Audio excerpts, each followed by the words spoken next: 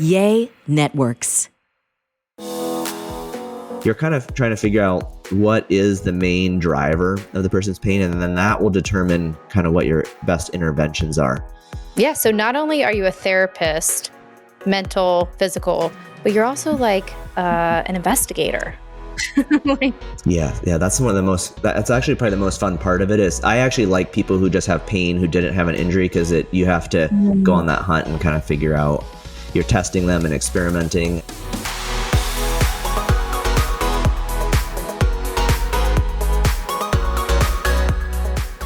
Hello, everybody, and welcome back to the Happily Ever Amber podcast. I am your host, Amber. Guys, today I'm super excited. I have rehab scientist Tom Walters. Okay, I found Tom on Instagram because I was in dire need of, I don't know if it's rehab or I was just looking for answers. So I've had a lot of neck issues in my life. I've suffered from chronic headaches my entire life. And I was looking for different doctors to go to help heal myself. But then I was like, stop. During this journey of healing and finding happiness in my life, I was like, you have to start looking within and start healing yourself. And I really believe that we all have the tools to heal ourselves. And so I started following Tom on his Instagram and doing some of the exercises and really diving into what his practice is to help. Like those little things when you're in your car and you need a stretch, or like you're, in between meetings and you need to like walk it out. There's things that we could do to make ourselves feel better. And that's what this podcast is about, is finding those moments to bring back joy and happiness and finding our happily ever after. So I'm super excited to have Tom Walters. I hope you guys enjoy this episode. Well, thank you for coming on the podcast. I'm so excited. I have so many questions. I actually posted something this morning on my Instagram. So I have a flood of questions that we'll get to at the end. Yeah. Okay, perfect. Well, thanks for having me. This is excited to be on, and congrats on getting your podcast going. Thank you. Thank you so much. So tell me I always like to start from the basic, right? So if I was a viewer or listener and I'm like, okay, what is physical therapy? Or for the younger generation who probably is not familiar with those words, what is a physical therapist and how does it differentiate from other types of therapy?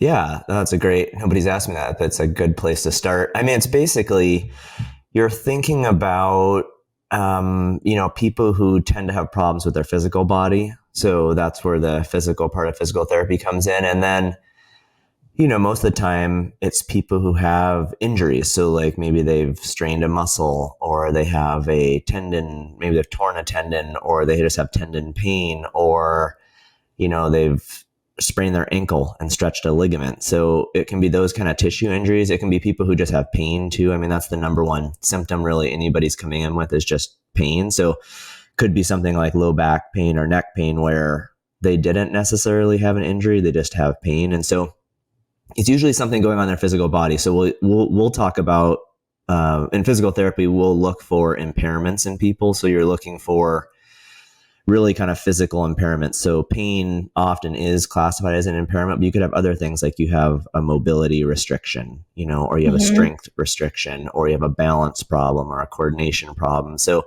there are things it's all these things that have to do really with your neuromuscular system. So there are neurological physical therapists, that treat things like strokes and spinal cord injuries and multiple sclerosis, all those things that have to do with kind of your nervous system. I'm an orthopedic PT, so I'm treating things that still involve your nervous system, but they're more pain and kind of injury based, more kind of sports medicine, like my knee joint hurts, or I have arthritis, or like, again, I sprained my ankle, or I have back pain. They're the more common kind of diagnoses. And there are pediatric physical therapists. There's a bunch of different areas you can specialize in. So, and then the therapy part, I didn't really appreciate. I've been a PT for 17 years now, and it really there is a ton of therapy. I mean, you can imagine most of the people I'm seeing are in pain. Mm-hmm. And pain, I don't think they're going to show up saying, "Hey doc, I'm feeling great today." No, it's like there's a big psychological component to it. I mean, nobody wants to be in pain. It usually limits you from doing the things you want to do in your life. So Of course. I think I spend a lot more time now. I mean, oftentimes the first session I have with someone can be 2 hours in length because the person's telling their story, and pain often has a bunch of layers to it. And there's a lot of factors that influence pain. A lot of people will think physical therapy is just kind of like very mechanical, kind of like fixing your car, where it's like, oh, I have a muscle problem or a joint problem, and that's all they think goes into their pain. But really, it has all these other psychological factors. Your thoughts and emotions play into your pain, your beliefs, your memories, how stressed you are, how much you've slept, what your diet looks like. You have a very pro-inflammatory diet. So that's where I think the therapy piece comes in. It's kind of peeling back all those layers and helping the person understand all the factors that could be influencing their pain and their healing.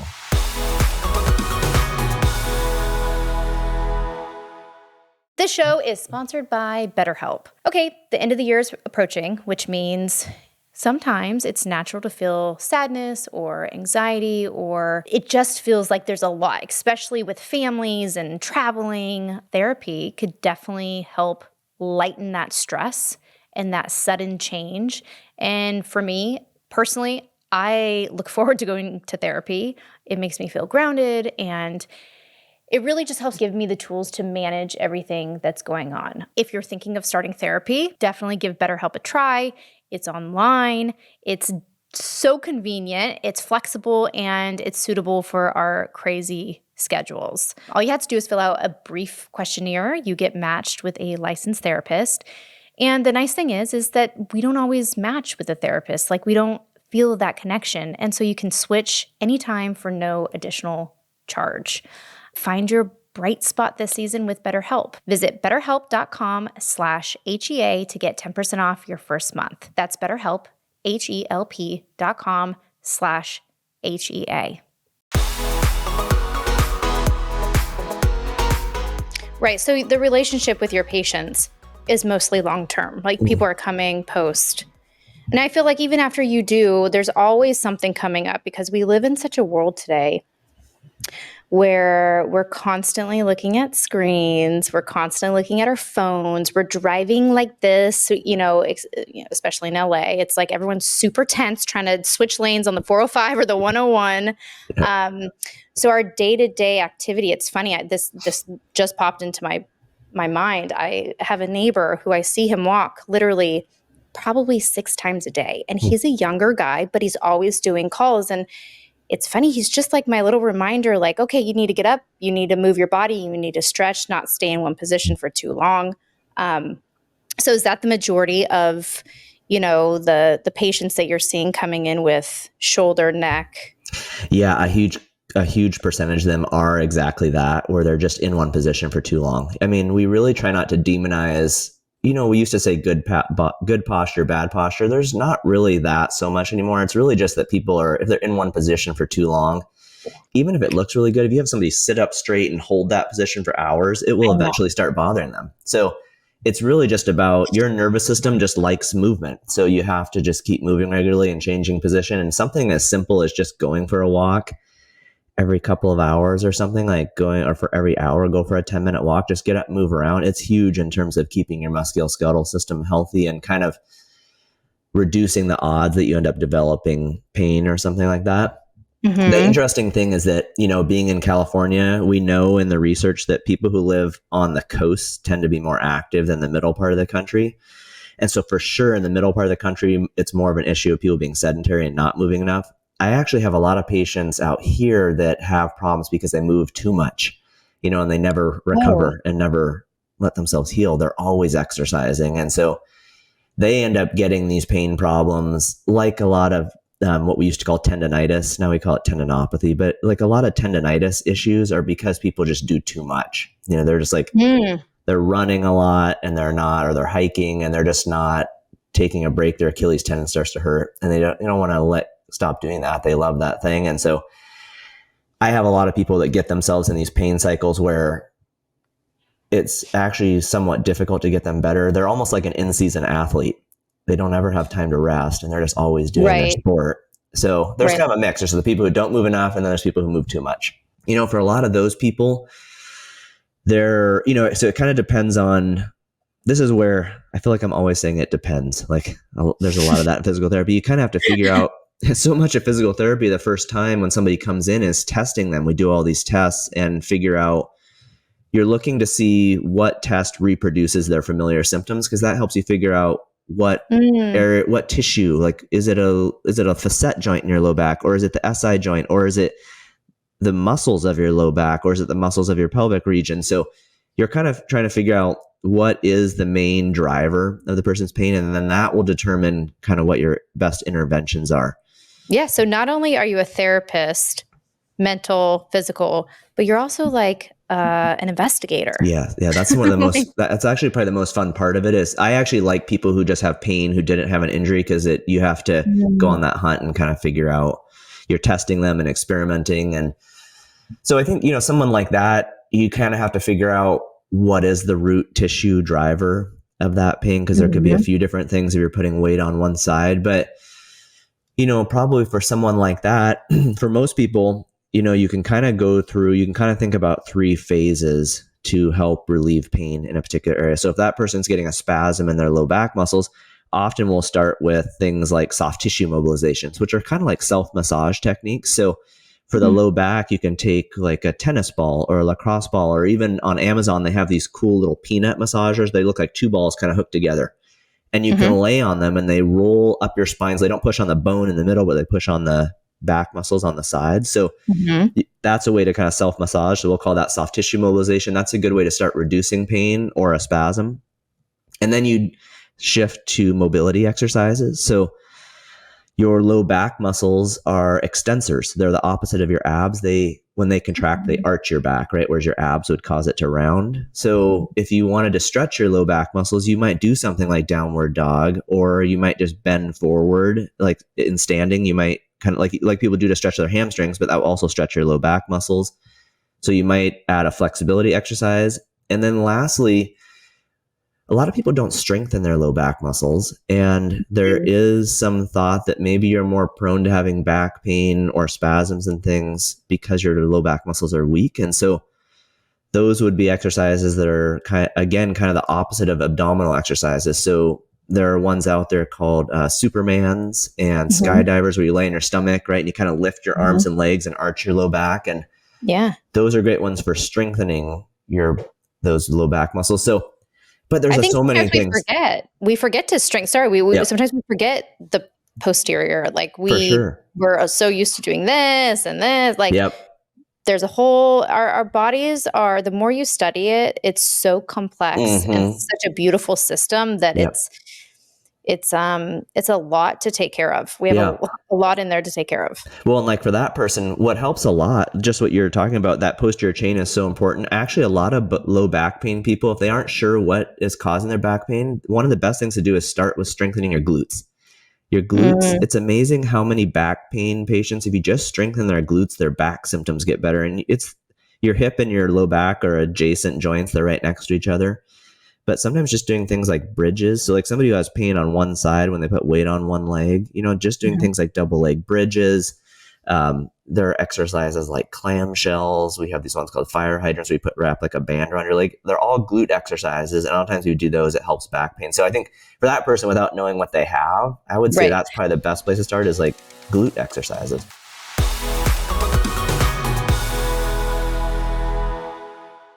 Guys, Thanksgiving and the holidays are right around the corner, which means I am stressed out trying to figure out what I need, already making my grocery shopping list. But guess what? You don't have to do that. HelloFresh can help you take the stress out of dinner by delivering everything you need right to your doorstep. And trust me, the meals are so tasty and it saves you a ton of time. I also love making HelloFresh. You get the family in the kitchen. London, Riley, we're all in there. Our hands are dirty. We're learning to cut tomatoes and onions, and it's super fun. And we have holiday music on, and it's just such a fun experience, right? It's making those memories with your children and your loved ones. Go to HelloFresh.com/HEA free and use the code HEA free for free breakfast for life. one breakfast item per box while subscription is active. That's free breakfast for life at HelloFresh.com/HEA free with code HEA free. America's #1 meal kit. And what about, so for me, sometimes I know, like maybe once or twice a year, my sciatic starts acting up and it's weird. I always know it's going to happen or go into a full spasm because it starts on the outside of my ankle. Mm-hmm. Yeah. It's very strange. And then it goes all the way up the side of my leg. And then next thing you know, I'm like walking around the house with a limp and my kids are like, what's wrong with you? That's interesting. Nerve symptoms are really interesting. So yours, it starts on the outside of the ankle. That's like the first symptom.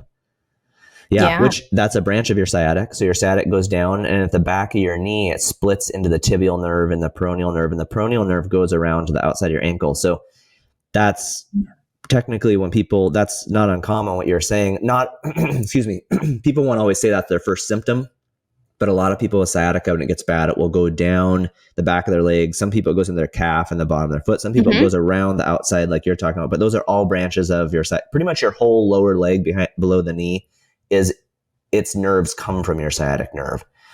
So, but something like that, one of the things, that's a lot of people don't know about, but there are, maybe you've heard of these because you've had sciatica, but there are nerve flossing exercises.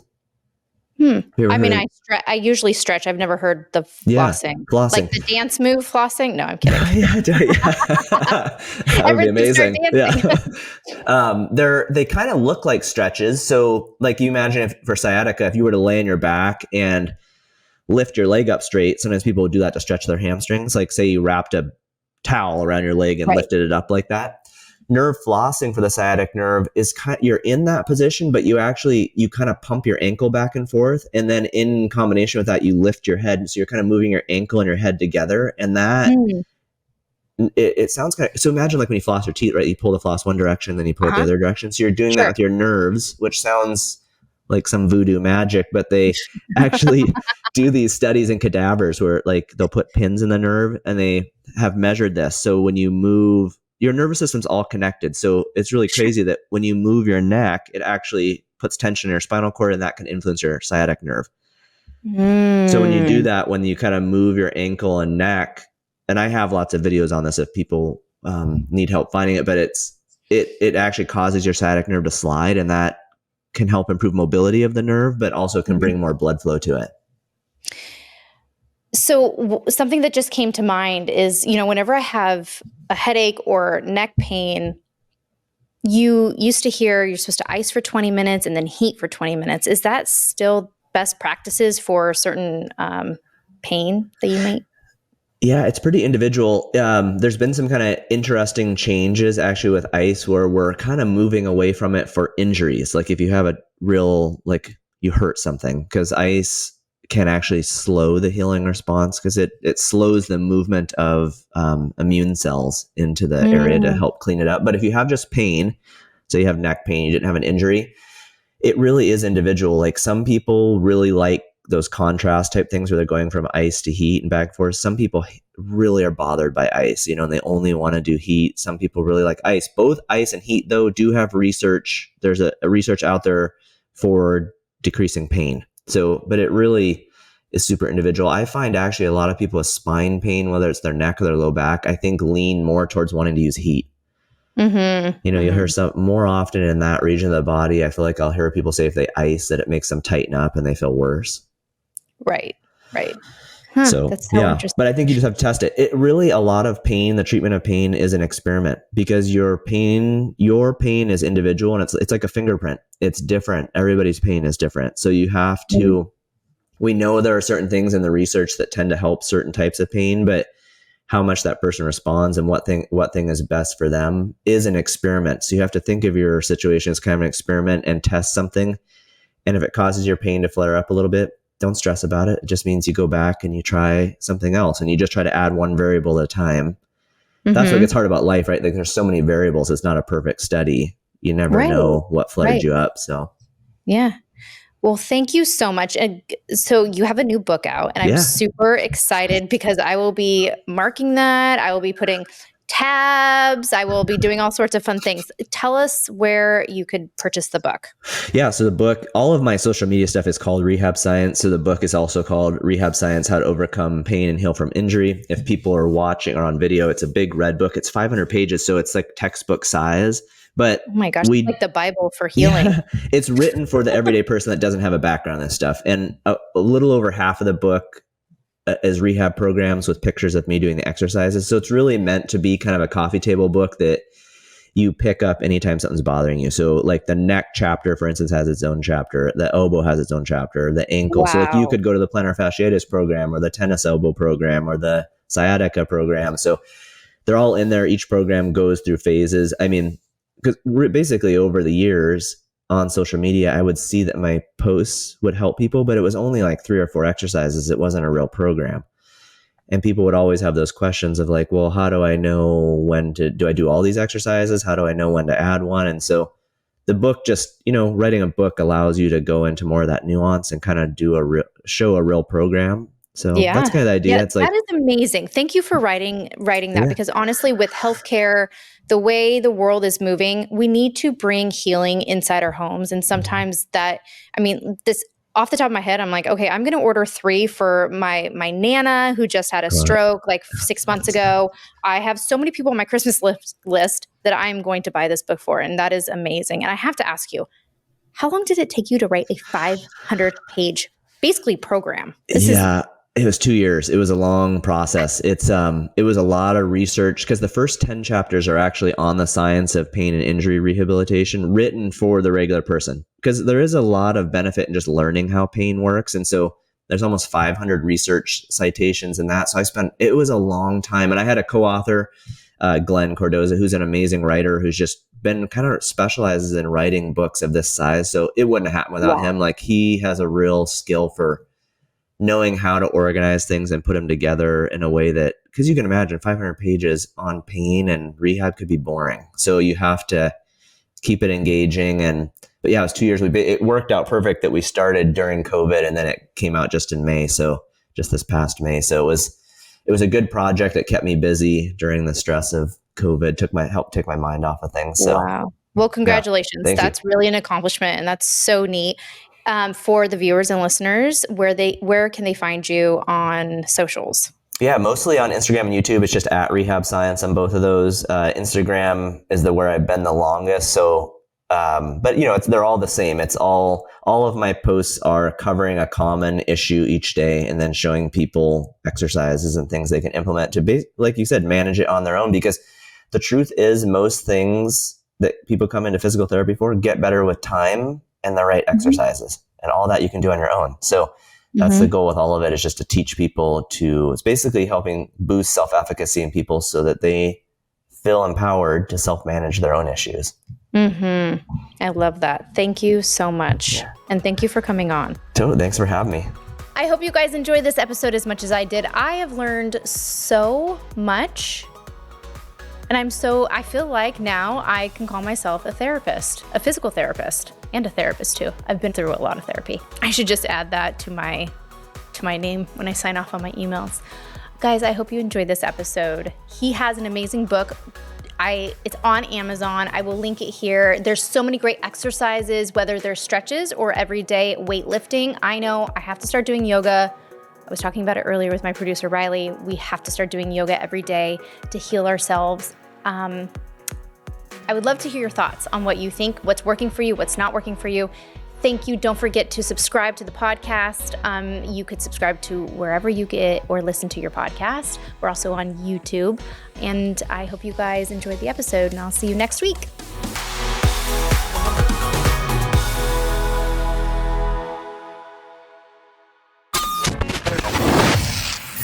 Yay Networks.